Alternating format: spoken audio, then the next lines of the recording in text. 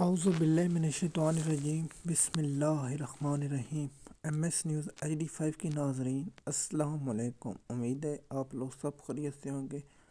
آج کا ہمارا مین ٹاپک ہے اعجاز چودھری اور محمود رشید صاحب کے لیے پی ٹی آئی کی لیگل ٹیم کیا کیا اور پی ٹی آئی کے رہنماؤں نے کیا کیا اور سینٹ میں پی ٹی آئی نے اعجاز چودھری کے لیے کیا آواز اٹھائی۔ اس کی تفصیلات آپ لوگوں کے ساتھ شیئر کریں گے اور آپ لوگوں کو انفارمیشن دیں گے۔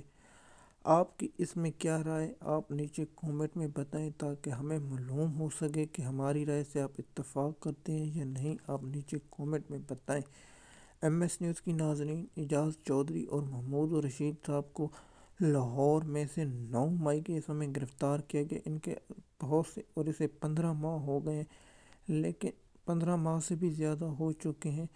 انہیں بہت 2 سال کے ہونے کے قریب ہے، لیکن انہیں ابھی تک کوئی ریلیف نہ کوئی ملا، لیکن ان کے لیے نہ پی ٹی آئی کے لیگل ٹیم نے نہ کچھ آواز اٹھائی۔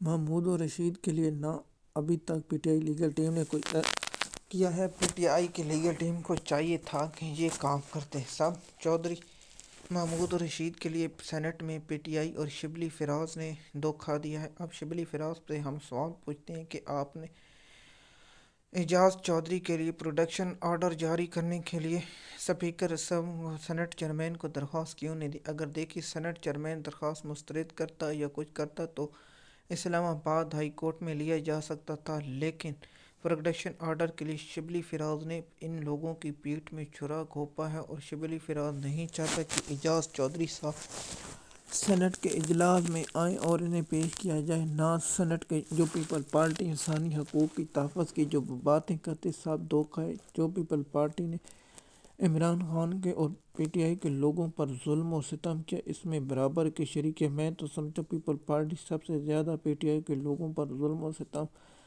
کر رہی ہے، اور پیپل پارٹی پاکستان کے تمام آئینی عہدوں پر قابض ہے، تو اس لیے یہ لوگ بھی اتنے مجرمان فعل ہیں جتنے دوسرے لوگ ہیں۔ دیکھیے کہ پی ٹی آئی کے لوگ چاہتے تو ان محمود رشید صاحب کو سینٹ میں پیش کیا جا سکتا تھا، اس کے پروٹیکشن آرڈر جاری کیے جا سکتے تھے۔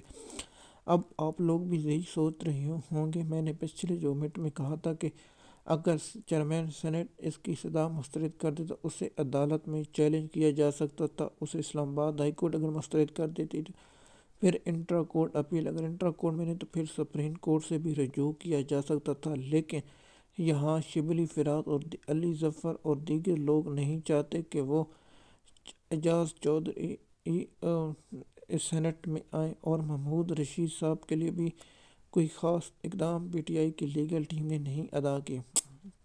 مثال کے طور پر چیئرمین بیرسٹر گور علی کو ان لوگوں سے ملاقات کرنی چاہیے۔ آپ جو پی ٹی آئی کے چیئرمین ہیں، یہ لوگ جیل میں سڑ رہے ہیں، لیکن گور علی اپنے سینٹ جو سیٹ جیتے اس کے مزے اور پی ٹی آئی کی جو چیئرمین کی سیٹ ہے اس پہ مزے لوٹ رہے ہیں، لیکن انہوں نے ابھی تک ان دونوں جو اس وقت بے گناہ قید ہیں ان کے لیے آواز نہیں اٹھائی۔ یہ قابل مذمت ہے۔